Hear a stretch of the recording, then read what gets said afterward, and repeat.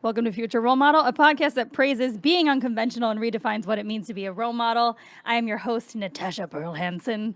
That's how I started saying my name. And in the house today, I got Pat Quinn.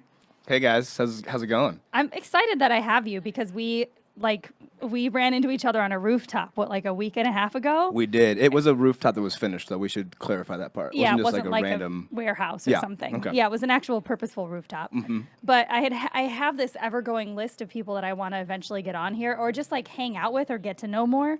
And you were on it. So I've met you in person, and we got to actually do that damn thing. I was on this list prior to the rooftop? Yeah, because I knew you hung out with Brady. And Brady right, had been on my list like over a year ago before Brady and I had known each other forever, but we hadn't really hung out.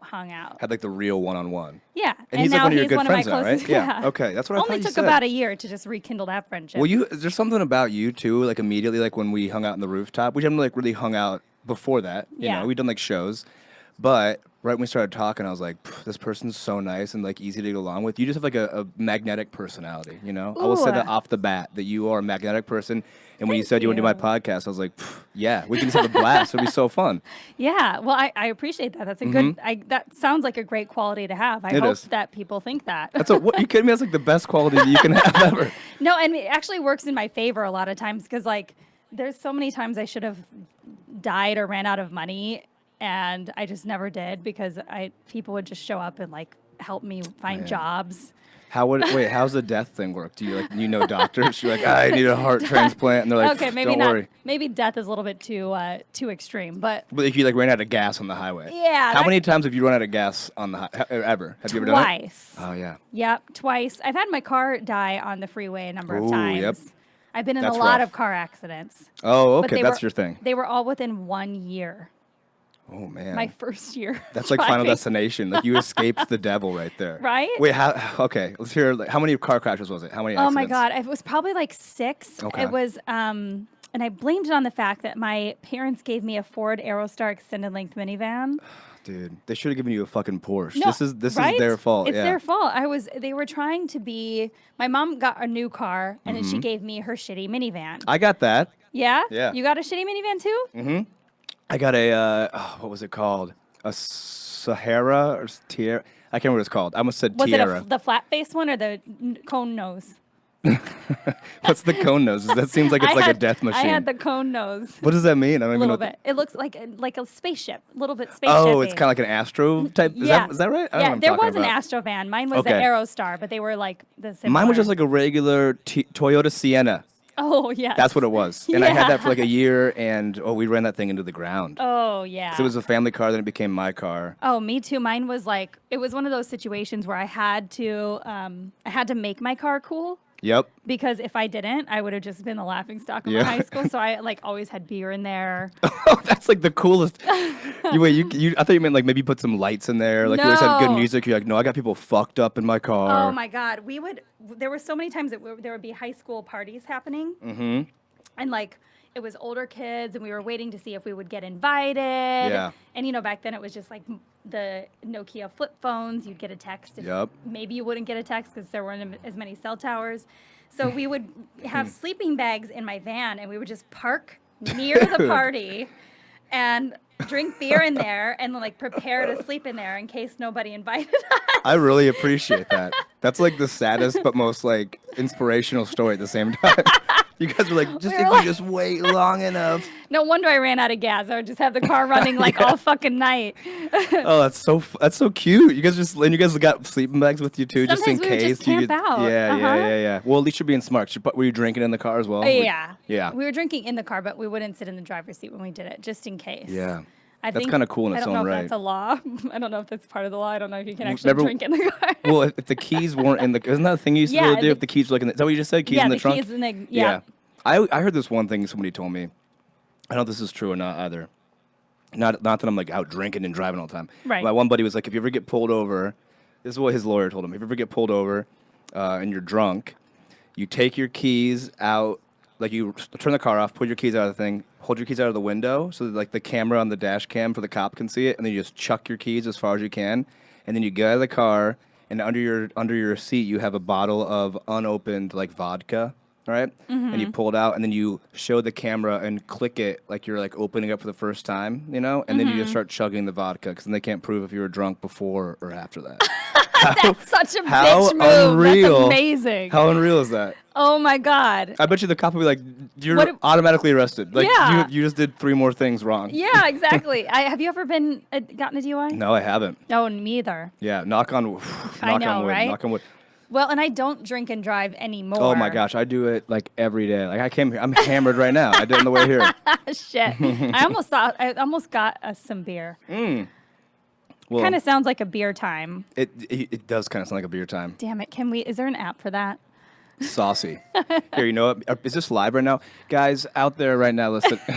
Can somebody send us some beer? I'll be the guy who doesn't know how podcasts work. Can you guys just quickly send some beers out to... Okay. Like it's the Hunger Games, like a basket will just drop in. And Oh my God, I forgot about that. Yeah, that'd be awesome. At some point, Amazon will have that feature. Where It's almost here. I know. I got a pizza. We did this as like a test for HBO, but they delivered a pizza to us on a drone. And it came to us, and it dropped it down, and then like the box was like... Doop. And nobody tried to shoot the drone down? No. I don't know how they must have like had some... There's got to be something. Yeah. Like, maybe they have like attack pigeons that surround the drone. And so like if somebody tries to mess with it, they just...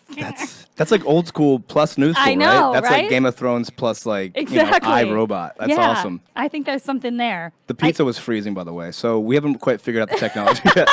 We opened it up and the pizza was like cold as shit. There's like bites from birds. Animals are inside of it. Oh my God, yeah. Where did you grow up, Pat? I grew up in Akron, Ohio, A.K. Rowdy. Yeah, because I did meet your family on the rooftop. You did? My mom and dad were in town. Yeah, they were lovely people. They're very lovely. Did you see my mom? She was so exhausted from like the whole week. I'm sure. That was our last day here. We're like, let's go out and get drinks. And she was like, is that really what you guys want to do today? We're like, yeah. That's like what my parents haven't come to visit me here in a couple of years, but like they don't realize that usually when I'm entertaining somebody, like that's what I do. Yeah, it's the easiest thing to do. You go grab a drink somewhere. And you can kind of see stuff. You get to kind of explore the city in that way. You know, we're not like a museum family, you know. Yeah. It's just not let's go to LACMA and look at the tar. You know, I don't do that with them. I wish that was me. I don't know. There's other things, I think about that the more I age. I'm like, is there something I should be doing? Like, do I need to learn how to play Spanish guitar or like speak another language completely fluently? And then you know what? I realize that the part of my life that I love and will not be sad about when I die is adventure. Like I just like adventuring. Yeah. I'm absolutely with that. Rather than learning or going to museum, it's never really been my thing. Like if it happens on accident, like I'll survive it. Yeah. Well, you are learning though when you do that, right? If you're going on adventures, you're learning by trial and error, right? People and places. Yeah. You learn how to say bathroom in Spanish. You're like, I gotta go, and they're like, you gotta learn how to say it. I think people and places and language are like half the Jeopardy questions. Right? 100%. So, I mean, you can learn language. I actually just downloaded an app. I got this app. Is it Duolingo or Duolingo? Yeah. Duolingo. Do you use that? I use that one and I use Babbel. Oh, okay. I used Duolingo is better for like immediate conversations for travel. Oh, I thought it was like it actually taught you as like lessons, or is it not? It does, yeah, no, but it teaches you kind of more usable stuff first. Babbel is kind of more like how to address people, which you don't really need to know. Like when you go to a country, before I went to France earlier this year, I was trying to do it on Babbel French because I didn't know any French, and I was learning how to address people like Mr., Mrs., kids, ladies, like groups of people. So I mean, that's all I knew when I got there. You just walk around, you're like, boys, girls, Mr. Everyone's like, she's psycho. She's a psychopath. I'm only addressing people. I don't know how to say anything else. I'm like, bonjour. Yeah, you're just in a restaurant, Mr. And they go, we speak English here. We're trying to ask you what you want to eat. And you're like, oh, gracias. No. It would have been so much more helpful if I knew how to say beer, chicken. Bathroom. Beer, chicken, bathroom. Bread. That's literally what Ludacris's album was called. I'm pretty sure it was called Beer, Chicken, Bathroom. Yeah. There used to be a band in Chicago when I lived there called Free Chicken and Beer. Oh, yeah. And they always had a massive crowd of just angry people. Oh, that's so funny. I know. Did they do that on purpose? Was that their move? And then people finally caught on, and then they liked them. Then they liked them. Oh, that's great. But they gained their following that way. When did you live in Chicago? It's my favorite city. I know. It's mine, too. I want to live there part-time for eternity. I wish Chicago could move to Los Angeles. A warm place. I know. God. I wish we could pick it up. Those winters are just too much. Yeah, it is. And if LA does fall into the ocean, we should try to figure out a way to. Yeah, we'll be dead, but we should if we're still alive. If we somehow manage to stay on one of the islands, what would be the islands over here? If LA sunk, what's going to stay above water right now? Oh, that's a good question. Downtown's gone, right? That's yeah, all downtown gone. would be gone. It's low. What would the islands be? The OC? Are they high? The OC's low too, right? It would just be like what, like Mount Washington? It would be like Woodland Hills. This is very inside baseball. For right? all of your listeners over like in Canada and like in do you have people like in different countries at all? I you know what, I don't really know what my demographic is in Canada. I guess do we know that, Paul? Percentage wise. I know the Midwest is a good space. Oh, you got to go over there? Okay, cool. Just because, feedback, I don't know. It's hard to tell on a podcast where the listens are coming from, I think. It's mostly just... I was going to just say, by the way, if you need to just reel me back in, I tend to just ramble and then go off. No, I like tangents sometimes. I like that. So now we went from bathroom to like Midwest and, if LA does fall into the ocean, because you and I, that was one of the big bonding moments when I saw your St. Croix hook. I know. I wear it every day. Yep. I didn't wear mine today. Damn it. I should have done that. This is 2 times in a row you've told me you have a bracelet. Idiot. Well, I did Muay Thai today, and then when you do that. Damn. All right. We'll stay away. Paul and I we're at a distance. I don't ever want to bend my shit when I do kettlebells. It falls like right on that's when I take I've done off. this too. It hits like right. Yeah. I know exactly what you're talking about. Those little spikes. Little fuckers breaking all my shit. Yeah, man. But St. Croix is like my favorite. It's my favorite place. Yeah, one of my favorite places. I haven't been there in so long, but it's still like has such a strong place in my my memory and like in my heart. Because we go there as my family. We went like 4 or 5 times growing up. My dad's coworker. How did you end up in St. Croix of all places? So my dad's partner at his company, he has a condo there. I don't know why they got it there, but they just had it. Mm-hmm. I think that like his dad had one, and so then he got one. It's like a family thing or something. I don't know. So we just started going out there when they would go. We just stayed there like one of their condos out there. Do you know which part of the island it was? I have no idea. Yeah, it's not that big, right? It's not that big. I mean, I think it's twice as big as Manhattan. Yeah. Space-wise, but there's only 50,000 residents. Yeah, you can get across the island pretty quick. Yeah. I mean, there's not. Anytime they talk about traffic there, I'm like, yo, you guys don't know what traffic is. It's like a dude like on one of those little like petty cabs, and you're like, this is traffic for you. Okay. The thing that slows down traffic there, and this is my favorite thing, is like when there's an intersection that's full, bases are loaded, and everybody just honks at each other to tell the other person to go. Yeah. They like do like a honk, and then the other person be like, no, honk. Like there's island time, so nobody is like in a rush to go anywhere for no reason. So they're just like, no, you go. And then like an intersection, like 4 people will just be honking to tell everybody else to go. Yeah, for like 5 minutes. I'm just chilling. We're in Los Angeles, so we'd all go at the same time and just crash into each other and then blame each other. Don't you just love that? Don't you love that style? It's so nice. It's really so like, man. The island time thing is just such a cool, unstressful thing. Like there's, a lot of my friends have to be at work at certain times, but they're like, oh, if I'm 15 minutes late, if I'm 20 minutes, or if I'm an hour late and like something crazy happened, nobody's going to be upset. That's amazing. I know. See, I think that we out here in Los Angeles, we do it to ourselves, then we do it to each other. So we'll be like, oh, I'm going to be so late, and like someone's going to be so upset with me, and that person has to get mad at you because, I mean, I guess it kind of makes sense. This place is so like scheduled. Yeah. But the stress and like the pressure we put on ourselves, even like just coming here, I was late. I got out of work and I got right in my car and I rushed over here and I hit so much traffic. I was like, oh God, my thing said like 3:58, and you're like, well, and then we have like an 1 hour time block, and we're like, ah. I know, and you can't do anything about it. Then you get mad at people on the road because it's like it's their fault. It's like, no, they're also behind somebody. Exactly. This whole city's just angry at each other. Everybody's just angry, until we get dinner. Then we're like, actually, I'm sorry about that. That's why everybody's drunk at like 4 o'clock because they're like, I fuck this day. Yep. Even 100%. if the day was amazing and you made like $1 million, you got a big movie deal. Traffic will take all of that away. It's gone in a heartbeat. The best day of your life. You just got married, and you and your wife are coming. You're like, "Fuck this place. Everything sucks." I still want to create a city where everything's zip-lineable, where you can just zip line between. First off, the best first part of a sentence. I still want to create a city. Like I still want to create a city. Like it's like something you've been planning on. I still have it in the books to create this city. I'm gonna have a zipline city, and you'll be able to get everywhere just by that would be dangling so from dope. shit. I know. Oh my god! But it would need to be like a high starting city. Yeah.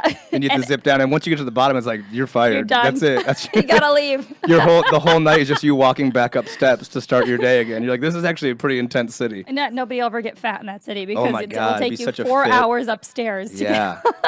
That was like waiting to go down like the big slide at the water park. Remember that? Take literally like 3 hours. Yes. You'd be waiting in line forever. Yep. Did I just did one of these things when I performed. I performed in Charlotte. Mm-hmm. And Good place. It's Love so Charlotte. cool. And I was there for like 48 hours by myself.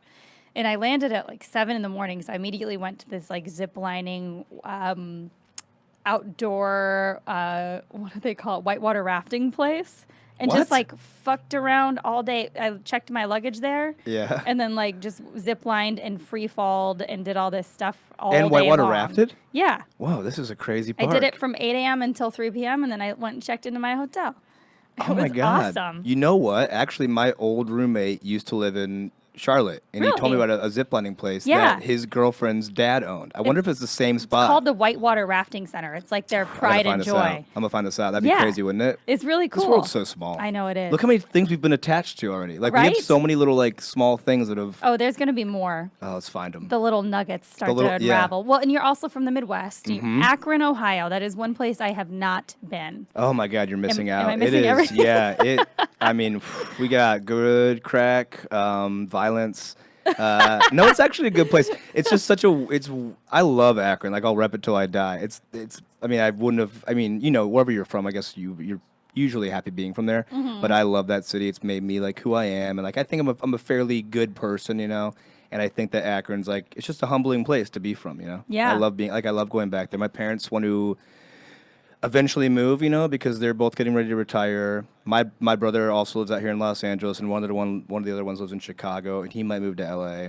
So like they might just move to LA, but I'm like, part of me is like, I don't know, maybe you guys should like keep the house in Yeah, in Akron Chicago? at least, right? Or Chicago. Yeah. But I love the Midwest a lot. I especially love Me too. Akron. It's just, you know, like go back there. It's just so nostalgic, you know. You walk. It is. And it's just a different, like, you know, all my friends from the Midwest, because I'm a Wisconsin girl, I have had the same friends for like 25 years. Me too. And we talk all the time. And I have the same best friends when I was 3 years old. Yeah. Like 4 of them, actually. It's such a good feeling because you know, one of them, they all kind of dispersed. Like my friends are awesome and they all kind of live in all these other major cities. So anytime I travel to Seattle or San Francisco or San Diego or Vegas, like New York, I've got somebody in all these cities that So I great. trust immensely. And Yep. then by degree of separation, any of their friends, I'm like, oh, I automatically know they're all going to be cool. Yep, 'cause 100%. You did all the filtering through the people Yes. for me. Yeah. Those people have vetted the people who you're going to meet too. So Yeah. you're like, okay, I immediately click with that person as well. Have you Yeah. ever met with somebody, one of your best friends, though, you go and meet one of their new friends and you immediately like, this person sucks. Yes, and when that But you can't say happens, anything. it sucks. It's so terrible. Bad. Yeah. It's only happened like 2 times. See, it's only been a couple times for me too, but like, they're like, this is my best friend. And the moment I meet them, I'm like, I do not want to talk to this person. Yeah. Yeah. And I think I had a lot of friends worried about that with me in Los Angeles. What, meeting people out here? Yeah. Oh, okay. I I mean, had- that's justified. It's a scary, like 2 of my best friends that live in, one's in Vegas, one's in San Diego. They came and visited probably like after I lived here for 2 years. And they were certain they would hate everybody. And I was like, I promise you, if you hang out with me and my friends, you will not hate Los Angeles. Sure. And they left like so happy. They were like, Oh, that's what? great. I was so pleasantly surprised. And I was like, well, yeah, if you don't hang out with Beverly Hills housewives Yeah. or immense douchebags, this city is all right. Yeah, I mean, it's a mix of people here. It's like there's going to be good people. There's going to be a lot of shitty people. You're probably going to hear about the shitty people. I mean, look Yeah. at like Florida. We hear only the worst stuff about Florida. Dude, right? And no offense to Florida, because it's fucking dope. But like all the news, I just saw It's today considered the armpit of the U.S. Yeah, it is. It is, and like that's all the news that comes out of there. So it's gonna be the same thing with like Los Angeles too. It's Yeah. like the celebrity thing, right? Where it's only bad news passes about the celebrity. Then you meet them and you're like, they're actually pretty cool. Yeah. What was your Florida news from today? I saw a lady who was doused in gasoline and ran into a Taco Bell, and then somebody set her on fire. And that's a true story. Why And she was she just- doused in gasoline? Honestly, I didn't read more than the headline. I was like, Wow. this is enough for me to go off of. And I just Shit. left on that one, yeah. Oh my God. Isn't that crazy? Yeah, I feel like that Taco Bell needs to like coin a I don't new know what catchphrase. Yeah. Like It's dangerously hot. Or like that's good. this girl's on fire. Yeah, dude. You're dying to get in here. You're dying in here, actually. People are dead here. We have dead. This is our meat. This is what the meat is. We have flame grilled Linda. So good. Linda. Oh my God, was that her name? I have no idea. I want that to be her name. I want it to be her now. name too. Flame grilled Linda. Well, that's actually her Jesus. first name, though. Flame grilled Linda. And you're like, well, I guess it was kind of in the stars, right? That was her. They called her Flame Grilled, so. Oh man, and you had two brothers then growing up. Two younger brothers. Yep. Younger One of brothers. them lives in Chicago. Like I said, he's a construction management guy. Nice. He's up at like 5 in the morning. It's a very Chicago job. It's very Chicago. He loves like the cold too. He's good with it. Some people just totally handle that. Yeah, I think it motivates some people. You Yeah. know? You get up and you're like, all right, it's time. I gotta, because you can't sleep, and when it's that cold, you're like even today, what was it, like 60? And I was like, oh my God, it's freezing. I gotta get up. I But know. like 30 or 20 or 10, you're like, there's no way I'm sleeping. Well, my dad's been doing that his whole life. He does construction. Yeah. Hansen Exteriors, if anybody needs some vinyl siding to soffit or Hansen. fascia in Wisconsin. Oh hell yeah. And he's been like he doesn't even wear gloves because he needs Oh, that's his a hands. real fucking. How And hairy is he? Does he have a bunch of chest hair? No, his hands are just he has no feeling in them anymore. Like Oh, they're not just like. Are they just like they're calloused just like and hard? paws. Oh my God, dude, your dad is like the man I want to be. He's a beast, man. And his hands are probably huge. Every dad has huge hands. Like I saw my dad over the week, like when I saw you guys, and I was like, let me see your hands again. Oh, Midwest dads, their hands are fucking like massive hands. they're because they had to use them. You know, you You're see right. like Yeah. there have been many men that I've met here in LA or like New York that are like film grads, and like I look at their hands and they have zero anything. It's just like little soft baby hands, and I'm like, Look at these little baby you haven't hands, seen dude. a hard day. You got some calluses. I do have a couple calluses on here. What is that I don't know from? what this would be from. It's just right on my inside knuckle. I have like I don't you know. can't see mine, but I have from kettlebells and Muay Thai. I have like Oh yeah, you got some. calloused enough, but Yeah. they're not Yours as are- visible yours are- as yours. Yeah, mine are probably just from gripping like- the steering wheel hard as fuck. I think that's what mine. It's from your angry it's right there. driving. I'm just like ah. But I used to have calluses. I used to play guitar a bunch. I used to have a bunch up here. But yeah, like my dad's hand. I feel like when you become a dad, I think your hands are like it's time, and they grow a little bit bigger. Because he has like meaty fingers and like meaty hands. Yeah, when I what's was up in with high that? school, we had a group of us called Baby Hands. There's like 8 of us. We all thought we had the smallest hands, and they're not that small. They're Wait a just second. smaller than my dad's You hands. can't just breeze over that. The second I said it, I was like, I don't know if I would have brought that up. So you had a posse? Yeah. Was it a posse or like a clique or? It was, yeah, oh yeah, we were a hardcore clique. We were a hardcore crew. There's probably like 8 of us, and we just saw, one day, I think I was like, dude, my dad's hands are fucking huge. And like, my buddy Ryan was like, who lives out here now, who I've been friends with since 3 years old. He goes, Damn. my dad's hands are fucking huge too. So we started talking about how big of pussies we are because our dads are so much more manly than us. And then we just were like, we got baby hands. And then someone else was like, you guys talking about baby hands? And then it just became like a little It like. just was like a whisper down the hallway where they were like, baby hand. Yeah. And then it became the cool thing to do. Then we'd like walk into the school in the line. We'd like be snapping our fingers, like walking through the door. You're like, our snaps are quiet because Yeah. our hands are small. Yeah, that's exactly what it was. The dads would come down the other way and they're like, boom, so much better than us. Just these big fat fingers, just like drums, bass. You were booming. like the Sopranos of hands. Yeah, because that's exactly what we were. Oh, man. Yes, that's baby crazy. hands. That was it. I had a posse as well in high school. What were you guys called? There were 4 of us, and we were called the ass dropping, cherry popping, bar hopping posse. Holy shit, that is a long ass name. You don't even get through it before you start We fighting. called it the AC. Made it the an acronym? Yeah. Ass popping, ass dropping, cherry popping, Bar bar posse. hopping posse. Holy crap, man. All we did was smoke cigarettes on merry-go-rounds at one playground. What? How old were you? When was I was this? like 17. I Oh my wasn't, god. wasn't even having sex yet. I'm like, it's the funniest title in the world. But you're still dropping ass. You're just like, Just I'm out here just dropping ass, Just dude. dropping We ass got to and make sure it's in taking the name. names.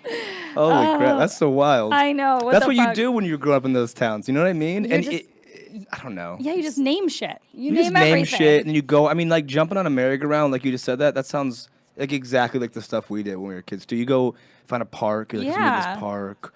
You just We- find places to make out was pretty much the thing, Makeout right? spots was a big thing where you could smoke cigarettes, where you could drink beer, where you Yeah. could smoke a little weed.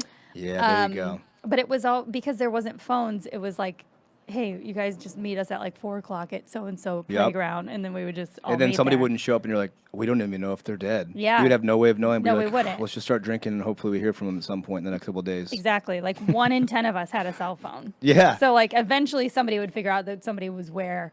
But it's just, what a cool time that was. It was, I mean, here's my other theory too, though, is every generation says that. Yeah. We're always like, oh, you guys don't know what it was like when we only had horses and you couldn't get if you left your parents to go to Montana, that was it. You're going to be dead. Yeah. And you're like, all right, that's cool, Grandpa. And like now it's like we are like, you guys don't know what it was like before having the internet, like before, like, having dial up. I was just talking about this the other day because, somebody, we were having breakfast in Vegas before I came back here. And one of my friends was kind of judging this like baby that was on a phone. All right. Is this part of the ass dropping crew? This sounds like an ass dropping girl right here. She's like, look at that fucking baby. Yeah, look at that baby on a phone. Baby on a phone. And so he was like kind of judging this situation and the parents that they let him have this phone. And then he was like, it just opened up this conversation. And I was talking about this photographer. I don't remember where the photographer is based, but they're basically taking pictures of strangers on their phones and cropping the phone out so it just looks like everyone's looking at their hands. Oh, I've seen this. Have you seen that floating around? And then we got in a conversation about generations, and I was like, yeah, when my grandparents were kids, they said their parents hated the newspaper because everyone would just be buried in the newspaper in the morning and not talking to each other. So every generation has had a thing. Like the newspaper was the cell phone back then. That seems so hard. They were like, oh, look at these people eating breakfast just hiding in a newspaper. And like... Yeah, they're not talking to their wives or kids. Yeah. That's you crazy. Couldn't give a baby a newspaper, obviously. It would be a little bit different. A baby just like ripping it apart. Yeah, you can't... And the thing is, too, is we're getting dumber with everything, too, that we do, too, right? Yeah. Like, I don't even read. I don't read at all anymore. I rarely read, and that's bad because I'm trying to be more of a writer. So it's bad that I don't read as much, Yeah. But like, I barely even read like articles on my phone. It's just the headline. That's why I only knew about this lady walking into Taco Bell, and then I don't even know if she's dead. I have no idea. You got to get the Curiosity app, man. I got to. You got it. I become so lazy and lethargic with that kind of stuff. Yeah. I don't know. I don't know what happened, but I've just. It's just because there's so much stimulation now. It's so much. There's so much to look at. And Instagram. I have to start deleting Instagram once in a while. Fucking Instagram. You need it. You need it, but it's also the worst thing ever. It is. I know. It really is. Yeah. And that's why it's good to like find ways that.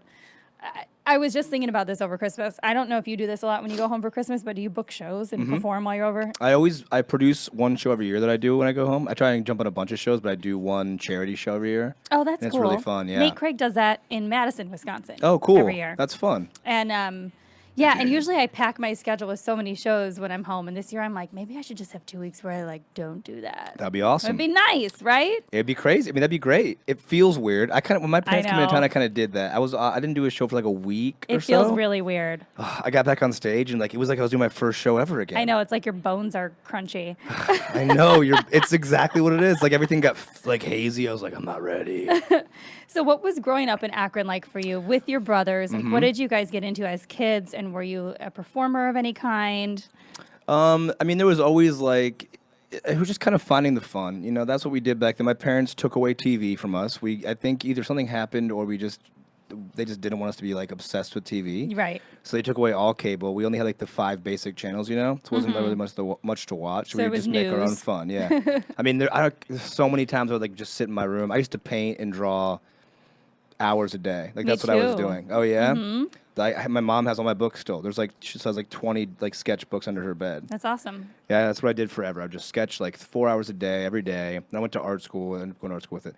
But yeah, just kind of like finding things to do like that. I mean, if there was a bridge with water below it, you better believe we were there every day. Jumping off of it? I know. Yeah, every day, just jumping off a bridge. Yep. And you wouldn't even check first. That was like the worst part. Dude. You would like, oh my God, looking back on it, I'm like, somebody should have thrown a rock in there or just swam down. Just to make sure. Yeah. Just to make sure. We jumped into a dam all the time. And Yep, we did that too.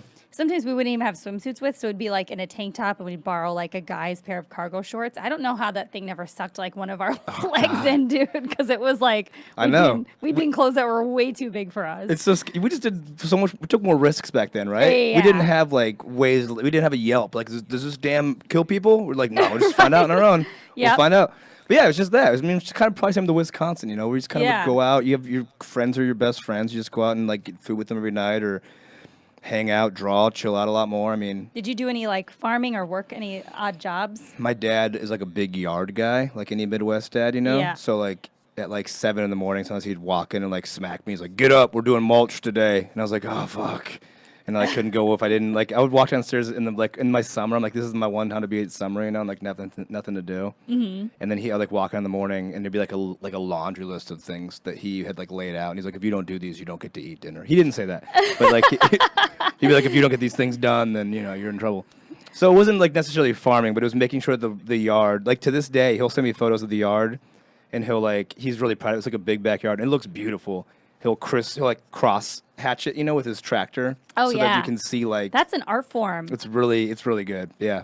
He'll come back in soaking in sweat and he's like, it looks fucking majestic out there. I'll do it in a week again. And the yard looks great. But yeah, it was just kind of stuff like that. Just, you know, I mean, we worked on the house a bunch for him. And yeah, I always had like, I started working at like 14 or something at the mall. So I always had a job. And I, like entertainment wise, I don't know. I used to write a bunch with a buddy. That's kind of how I think stuff's kind of started getting started. And then What kind of stuff did you guys write? we still have this one script that we wrote. We would do like a lot of like weird scripts. Like he was a very Like sketches? It wasn't even really sketches. We would try and write like full scripts. Really? I think we only did it like maybe 1 or 2 times. He still has one. He just told me the other day. He's like, I have it printed out. I don't have it like on the computer anymore, but I've printed it out and I have it somewhere. And it was called Whitetail Circle, which was the old street I used to live on. My parents still live there. And it was a cul-de-sac. And it was essentially like all the kids in the neighborhood had like, there was like a secret underground whatever going on. Like somebody was like doing something in the neighborhood and they're like, oh, we have to like solve this crime on our own as the kids because the parents won't believe us. We wrote a whole thing about it and he still has it. But it was weird. It was like, they would like try and sneak up to find what was happening in this. They think this one guy is like a murderer or something. They peek in his garage and he's just having sex with his car. Oh my God! I remember writing it. It was so bizarre. What? Did you actually experience that or something? Or what? No, we just, I don't even know where that came from. What the fuck? We just used to think it was so funny. I mean, I would just like brainstorm so well and just think of the goofiest stuff. So I'd just do that. And then I was in bands growing up. I was in a punk band, like 4 of those. I could totally see that because I saw some of your old pictures. Oh, did you? I was like, oh, yeah, that's a punk band. I had like the mop top just like down to here. I made every one of my bands. I went through a huge phase of making like hemp jewelry. Yeah, I used to do that too. Oh, did you? Here's one more thing for us. Look at us, dude. I still have a bunch of it. So do I. I used to make it for all my friends. Everybody, because I liked it. Keychains, hemp necklaces. Leg bracelets, Yep. you could do those? I was like Yeah. the only dude in school wearing a leg bracelet, I'll tell you that much. Was not looking you that were tight. so cool. Oh man, yeah. Shit. Oh my God. I mean, maybe it's just Midwest, right? Yeah, I we mean, can talk to anybody like I made hemp bracelets. but it's cool to be the one person that did it because once you had the monopoly on it, nobody else was like, "I'm going to make better hemp bracelets." They were just we're like, going "All to right, Pat. I'm going to do we're going to something Pat and else." Natasha for our bracelets Exactly. and everything we need. Yeah, It's hilarious. I mean, you got to find a way to get the creativity out in those Yeah. kind of towns, you know. Yeah. And now there's like, when I was growing, I mean, I didn't start doing stand up until I came out here, but now there's a pretty good stand up scene in Akron. A lot of it's like I've underground. actually but heard that. it's fun, yeah. You know, and like probably a good place to get good. If you don't have 10,000 people trying to do the same thing, you could probably actually get some stage time. Dude, the good comics there are working nonstop. I'm sure. I got a bunch of friends out there who are like, whenever I go to any show, it's always like at least 2 of those guys who I know on every show. It's awesome. God, Yeah. what are we doing? But it's nice out here. It is. It is. It's nice out here. It's fun to not be able to afford food. Right? I know. It's Yeah. nice to keeps you on your toes. I love when you go to a show and you end up paying for parking and you're like, that was great. That was it. That was Negative what I just did. Yeah. Negative money on that one. Okay. Yep. And when you were in the punk band, let's talk about that for a second. Yeah. Those were the days. What was your, what did you do? Were you the singer? I played a guitar and I sang, yeah. I would do backup. I would do backup singing. But I did sing. I had a good voice. I used to sing in church. I had like a really high voice. I still sing. Yeah, not like anything like professional or anything, you know. Like I I'm used not to like, sing in church too. Dude. My mom used to lead Straight up praise and worship. Did she really? And you would Yeah. sing in the band? I Oh, did it's so background. great. I had a solo. I had to go. Which song? You know what? I'm gonna forget what it is. But I used to sing really high pitch. I could sing really high. And then one day, Of this course, kid you in had my tiny school, hands. You I had were- tiny fucking these tiny hands. They started my career. Of course, you weren't a bassist if you had tiny hands. I wasn't like teeny little hands and like oh. No, I was like oh. And one day, a kid was getting. I remember this like to the T exactly how it happened. I was getting a drink of water at this water fountain, and this kid walked out of the bathroom. He was like, "Wait, why do you sing like a girl?" and it like crushed me. And I was like, I don't know if I can sing anymore because he thought I was like, I don't know. It just was such.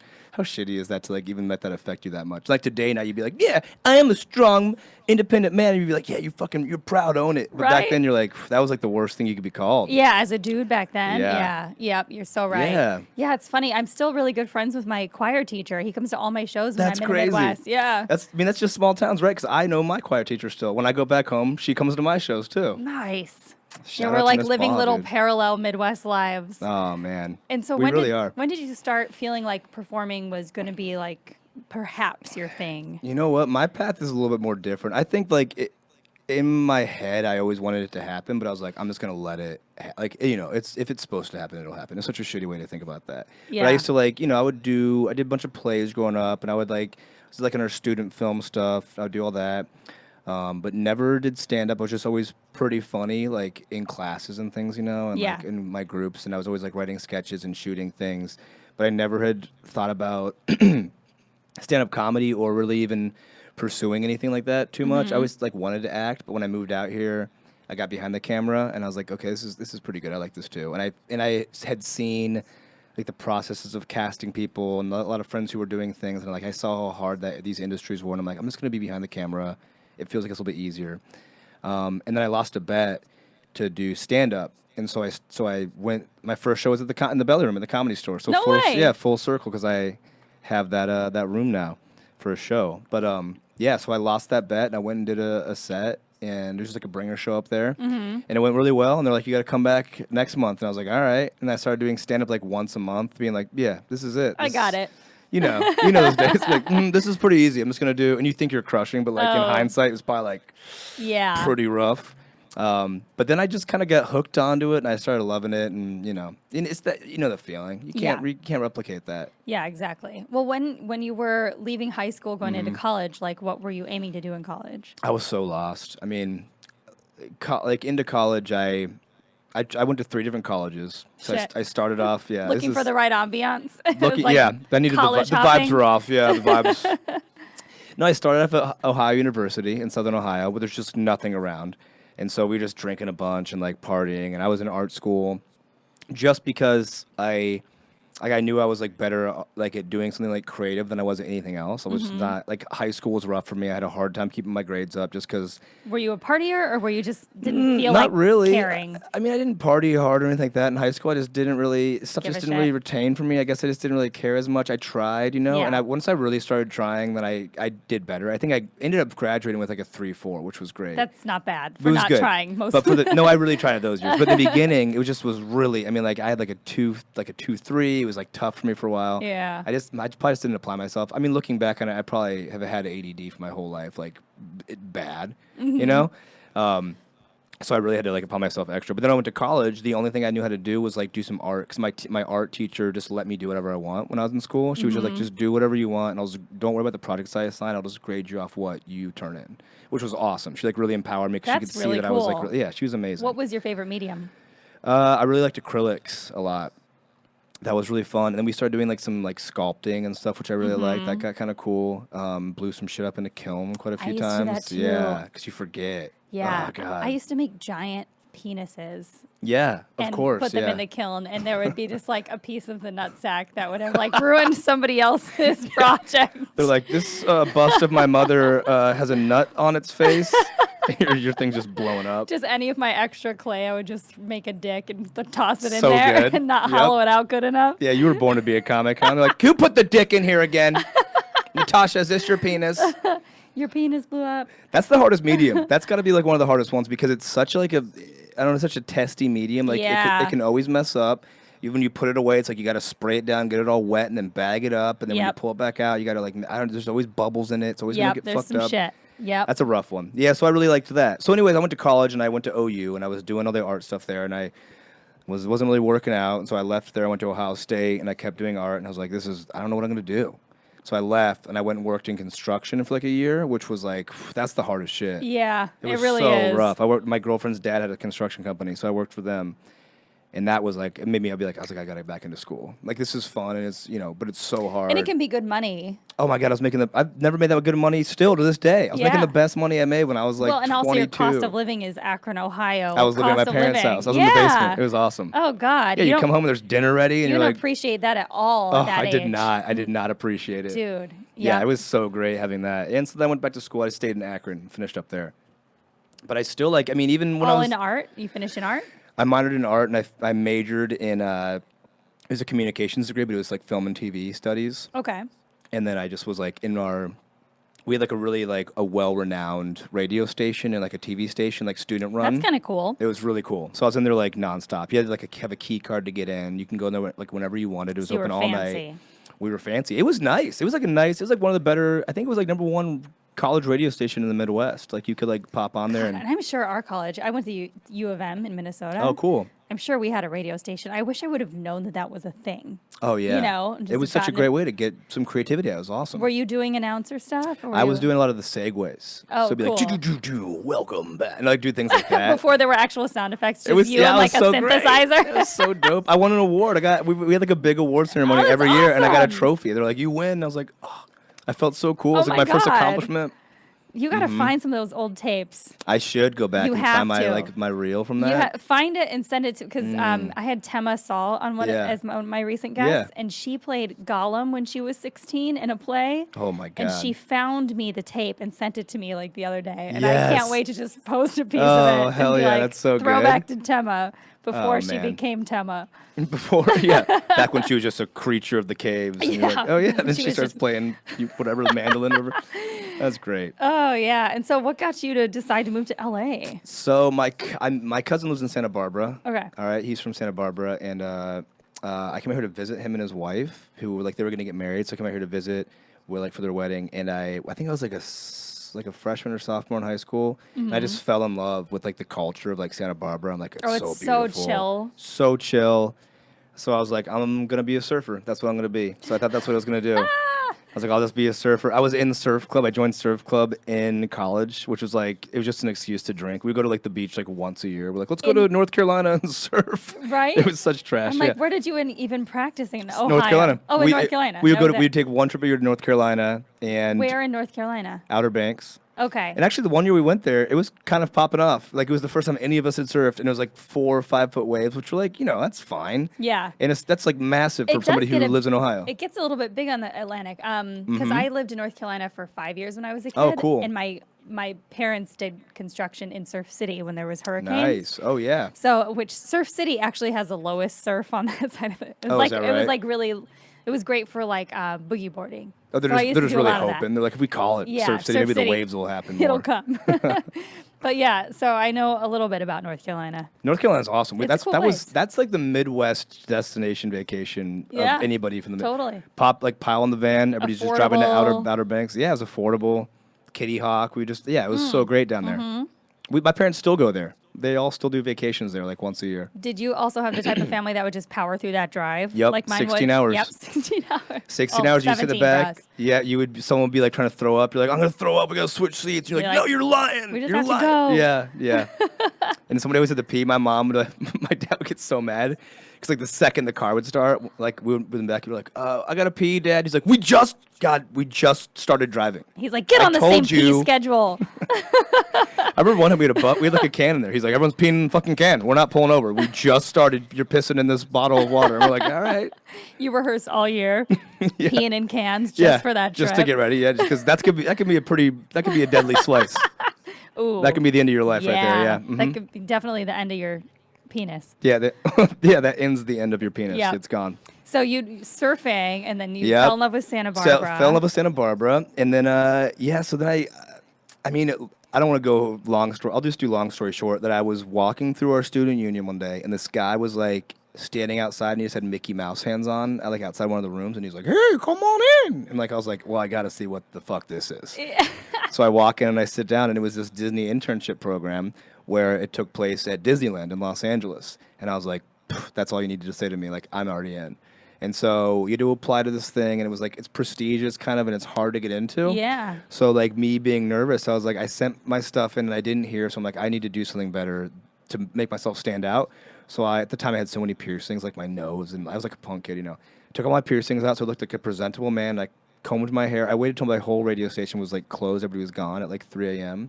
And I went there and I like walked around. I was like, "Hey Disney, my name is Pat, and this is my life." And like I walked around and showed them. Recorded yourself? Yeah, like I walked around and showing them. And it wasn't like a phone either. I had a fucking big ass camera. I had to like set it up and like on the tripod and stuff, and just kind of show off the radio station, show off the TV station, be like, I was like, I'm in here like 8 hours a day, and I think that's what got me the internship. So you sent them a VHS? I sent them like a little DV tape. Oh, yeah. And I think that's what got me in because I got a late admission to it. So I think they saw that and they go, "Ooh, well, this kid's better off paper. He's better on camera." Yeah. So yeah. Dang, So then you were like Legally Blonde, but for a dude. Is that what happens submission. in it? Oh, I didn't know she did that.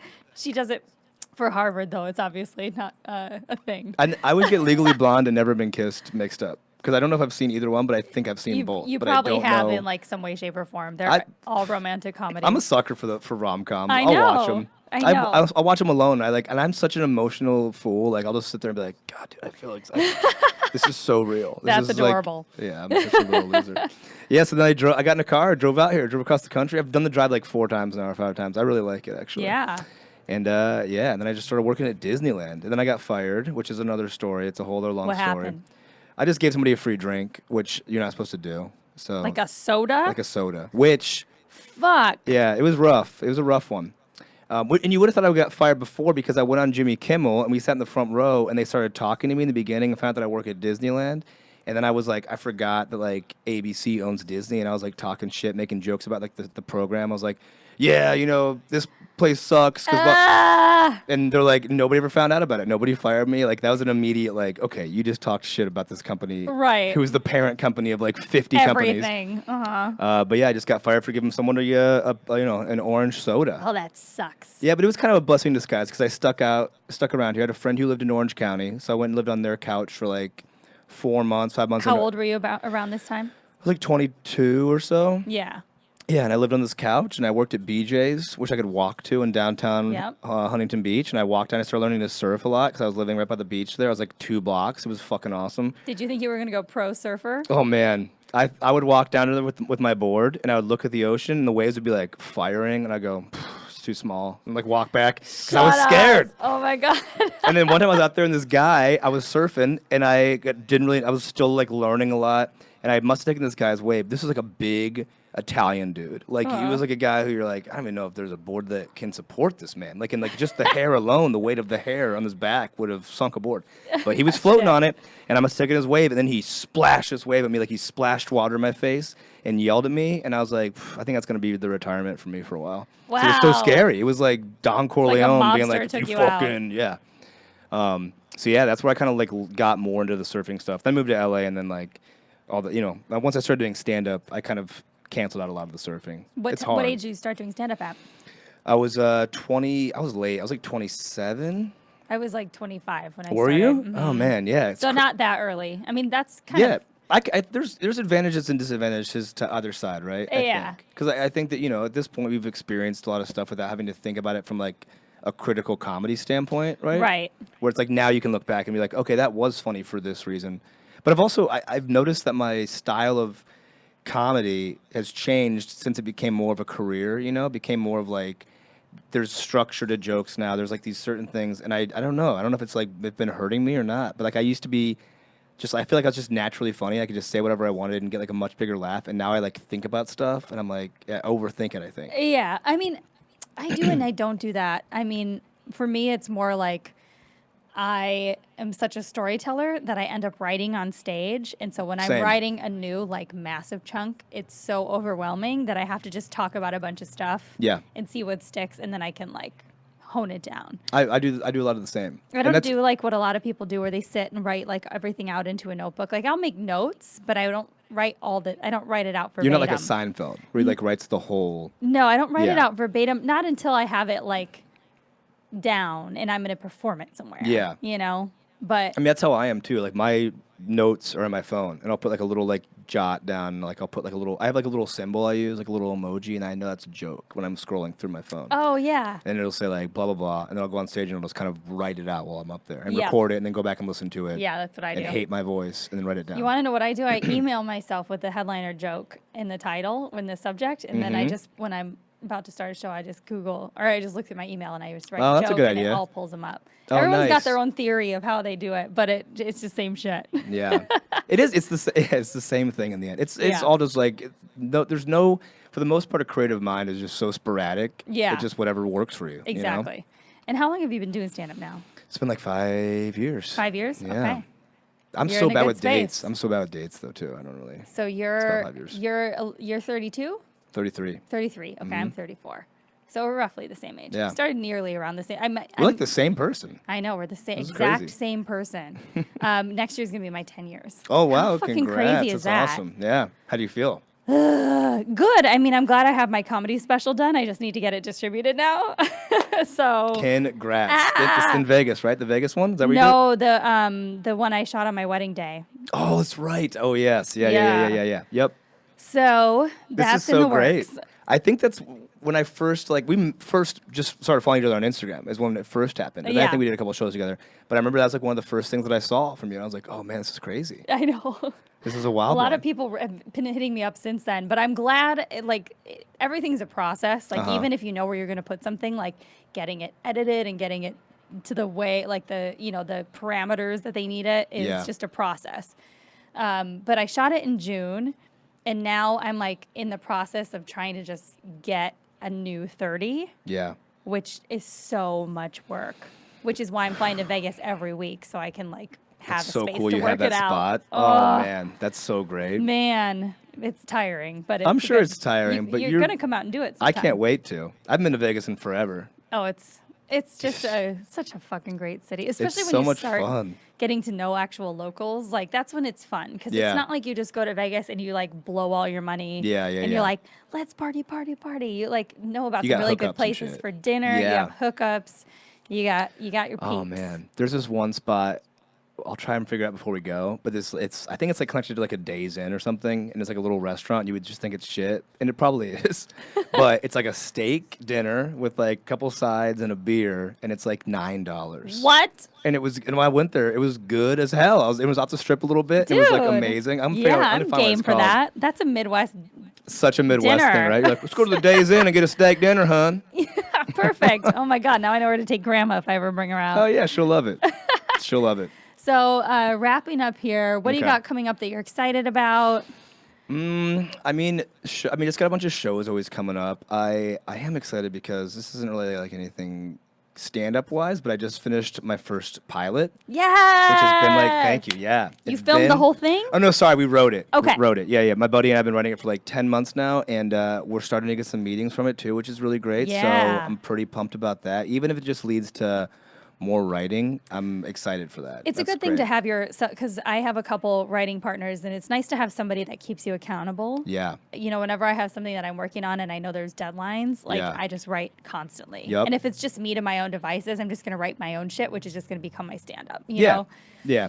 It's nice to have somebody having like push you and like a different like my buddy is very smart. He's a lot smarter than I am. So he so we'll Good be to like surround yourself with those people. yeah, you need that, right? And we'll be like writing and he's like, this is a good idea for like, and he'll like connect these weird dots. And I'm like, all right, what you need to do is say that a lot slower and walk back through it again. And then I'll Yeah. figure out how to make it more story. Because Yeah. he's really smart. So I think it's come out to be like, it's very conspiracy-esque. It's a comedy, but it's it's tied together pretty well and it's becoming funny. Is it like a dark comedy or? It's essentially like a workplace comedy about like the space industry. And it's not really dark. It's just more kind of like, Different. it's goofy. Different Yeah, style. it's goofy, but it's grounded, you know? That's so cool. Have you watched Barry? Barry's obviously I dark. love fucking Barry. Barry's it's my dark, favorite show but that it's was on. so good. Oh my! The second So season. fucking Are you good. done? Have you Yeah, finished it? yeah. I'm not gonna say the episode, but the one that was just there's no talking. That one Yeah. was unbelievable. Yeah. Like blew my mind. It's a brilliant show. and he directed a bunch of those. I He's- know. dude, I he's- love yeah. seeing him in the interviews afterwards because, when it comes down to it, we all just write what like makes us happy, or that's Yeah. what you should be writing. Totally. And like he's just making something that he genuinely loves. Yeah, I mean, It's cool he to see had a that. whole thing where they were like, "We can't do another show about a hitman," and he was like, "I think this is a good idea." And it was also his first time ever writing a TV show. And so I've listened to so many podcasts about Barry because I love it. And he was saying that he was like, I was so scared to do this because I had no idea how to write a show. So they just started jumping in and like doing whatever he thought was the way to do it, you know? Then they got to like episode 6. Like the whole thing was supposed to be different. And they get to like episode 6 and they're like, oh my God, where do we go from here? Like who's like the real killer and blah, blah. And they're like, oh wait, this is how we figured out because of his Facebook back in episode 1. We forgot about it. It's just so cool how like pieces click in together. You know? Well, and the fact that he uses like the improv class or the acting class as a catalyst to it all, because that, you know, that's just something we all can relate to, just being these like shitty improv or shitty acting classes. It's so. Did you do improv? I've done a couple classes of improv. It's so fun, but it's hard, and there's no the return on it, the love back is so tough because there's so many bad improv shows. I mean, some of the most cringeworthy things I've seen in my life have been improv. And I also, because when I was with Second City, like the 3 years that I was in different shows there. That's great. I bartended across the street from Second City. So for 3 years, I just was like back and forth. A slave to both locations. Bartending this and so when I wasn't rehearsing or in a show, I always had the other up-and-coming improvisers in my bar. Yeah. And waiting on improvisers made me hate improvisers. Oh, God. Because we're like, hey, this beer is a chicken. And you're like, okay, stop, dude. You'd literally be like, what do you want to drink? I'm busy. And they'd be like, I don't know. What do you want? And you'd be like... And I would call them... Get out of here. Get the fuck out of here. That's it. I would call them the finger gunners because they'd walk in and just be like, hey! No, that's like the definition of what you don't want to see. I know. Hey. And so I hate it. That's why I ended up doing stand-up eventually because I was like, I can't. I can't be seen in public with people. That is the best way to get into stand-up. Be like, I love comedy, but I hate improv. And it's just because it is the weird battle, right? Loved it. I loved it when I was doing it and when I was working with the people. But when I was on the receiving end of it, I was like, ah. You're like, is this who I'm going to be? Yeah. But there's so many good improvisers too. But there are. Yeah, that's just. But if you have to be really good to be like. To be making it. Yeah. Like TJ and Dave, the Sonic guys, they're amazing. They're Chicago staples. They're dope. And that was also, they started that whole thing, they just did it on their own. Did you know? That was a spec. Yeah. They just did. And then they became... Just shoot for the stars, just kids. Do anything you want. Just do what you want to do out here. Film shit with an old school VHS recorder and send it to Disney. You never fucking know. You do not know. That's what we're out here doing. We just do whatever we can. Where can everybody find you on the socials? You can find me at I'm Pat Quinn for all my stuff, and then my website is I Am Pat Quinn. It's confusing. I don't know why I did that because everybody tries to find I Am Pat Quinn on Instagram, but I did get that domain as well. So nice. I have them both. Yeah, I'm a smart guy. All right. I'm a smart man, but yeah, I'm Pat Quinn for all the goods. And I'm at NPH Comedy. I just joined TikTok. I don't know. I don't have any idea what the fuck I'm doing. I posted on there. one video and I got like 100,000 views in a night. What? Or something. Yeah, I don't know how it happened. That place is crazy. It's a weird world in there. It's a weird world. But I'm getting into it though. Apparently, I'm NPH.comedy on TikTok. I ended up having 3 different accounts. One I probably made through Instagram, one I made through Facebook, one I made through an email. And so like old lady. I didn't know how to do it. I don't even know what I'm doing For anymore. real, I didn't. Man. And so I had to delete 2 of them, and then like I ended up just not being able to use my normal screen name. This is how we know we're getting old. Because we don't know how to, I'm in the exact same boat. I'm like, I don't know what I'm doing either. No, one of my friends that is in Vegas, Jocelyn Sharp, she's amazing, and she was on my podcast last week, and we were talking about it. She's like, get on TikTok. And today she's messaging me. She's like, I tried to friend you on TikTok, but the account is deleted. I was like, that's because I had like 3 of them, and I couldn't.